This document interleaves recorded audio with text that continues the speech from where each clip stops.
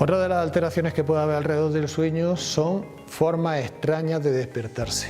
Esas formas, las más frecuentes, son la pesadilla, que es la más familiar. El niño simplemente se despierta, tiene un sueño que le da miedo, llama a sus padres y en cuanto los padres aparecen, los reconoce, los abraza, tengo miedo porque es que he visto un monstruo, lo que sea. Y entonces, en cuanto se ve ya protegido, el niño vuelve a conciliar el sueño y se duerme. Estas pesadillas pueden aparecer desde edades bastante tempranas, aunque lo más habitual suele ser que se hagan frecuentes en torno a los 2, 3, 4 años. Y suelen estar muy influenciadas por las experiencias que se tienen durante el día, de forma que los días que el niño recibe muchos más estímulos, aunque no sean estímulos que en sí mismos den sueño, su cerebro los elabora y a veces dan sueños agradables y a veces dan sueños desagradables. ¿Cuál es la forma de actuar en esto? Si empieza a tener muchas pesadillas, hay que repasar a ver si durante el día estamos recurriendo demasiado a estímulos visuales tipo televisión, dibujitos en el móvil o cosas por el estilo. Porque aunque sean lo más inocente que nos podamos imaginar, luego el niño lo elabora en su cerebro y puede acabar generando esos sueños que hacen que se despierte asustado. Esta es la única cosa que hemos visto que a veces puede influir en que se reduzcan las pesadillas, que es reducir los estímulos visuales durante el día. Una especie de variante de esto sería lo que llamamos terrores nocturnos. ¿Cuál es la diferencia? La pesadilla suele aparecer sobre todo en la segunda parte de la noche, ya cercano al despertar al amanecer. Cuando ya hemos dormido muchas horas y nos encontramos muy descansados es cuando nuestro cerebro, digamos, llega a la fase lúdica en la que se entretiene haciendo sueños. Mientras que en la primera parte de la noche, en la que lo que prima es la profundidad del sueño para reparar todo el agotamiento del día, es donde a veces aparecen los terrores nocturnos y no aparecen en todas las personas. Hay fases de sueño con distinta profundidad y en las fases más profundas solo hay ciertas personas que llegan. Esas fases tan profundas es donde aparecen los terrores nocturnos y el sonambulismo, del que hablaremos ahora también.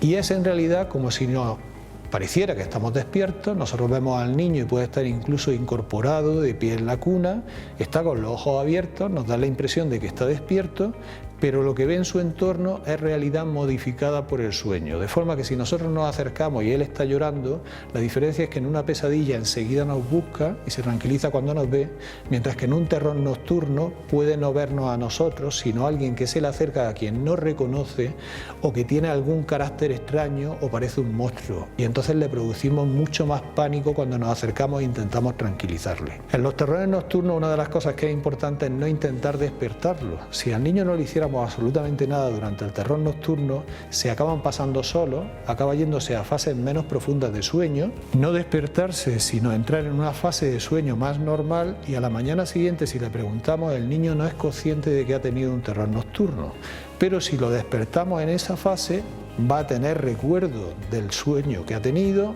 va a tener recuerdo del miedo que le ha producido y además está desorientado, con lo cual muchas veces es peor el remedio que la enfermedad. Entonces los niños cuando hay un terror nocturno simplemente tienes que ocuparte de que el niño no se haga daño durante ese sueño, porque como te digo no reconoce su entorno de forma adecuada y puede a veces tener un traspié si se levanta, puede hacerse daño con una pared, con lo que sea.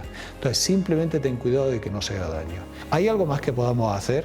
En aquellos niños en los que los terrores nocturnos son muy frecuentes, hay una técnica que se puede aplicar que es lo que llamamos despertares programados. Como esto se produce habitualmente pocas horas después de dormirse, hay muchas veces que el niño, por ejemplo, si se acuesta a las 9 o 9:30, antes de las 12, 11:30, el niño ya tiene el terror nocturno, cuando nosotros a lo mejor ni siquiera nos hemos acostado todavía. Pues lo que tenemos que hacer es, antes del momento en el que le suele dar el terror nocturno, vamos a su cama y le estimulamos un poco como si quisiéramos despertarlo, pero sin que se llegue a despertar del todo. Basta con que el niño simplemente manifieste incomodidad en plan de déjame, cosas así. Cuando hemos hecho eso, lo que hemos hecho es interrumpir el ciclo de sueño que con el agotamiento le llevaba a la fase muy profunda de sueño y se queda en fases de sueño más superficiales y ya ahí enlaza con fases de sueño normales durante el resto de la noche. Esos niños que tienen tanta facilidad de pasar a fases profundas del sueño donde aparece el terror nocturno, cuando le interrumpimos el primer ciclo de sueño, poco a poco van perdiendo esa facilidad y los terrores nocturnos van desapareciendo.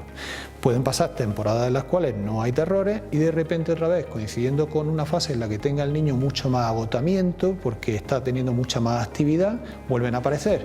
Volvemos a hacer otra vez los despertares programados y volvemos a eliminar los terrores nocturnos. Y algo similar funciona también con el sonambulismo. El sonambulismo es simplemente que parece que estás despierto, pero estás en una realidad modificada por el sueño, pero sin carácter negativo.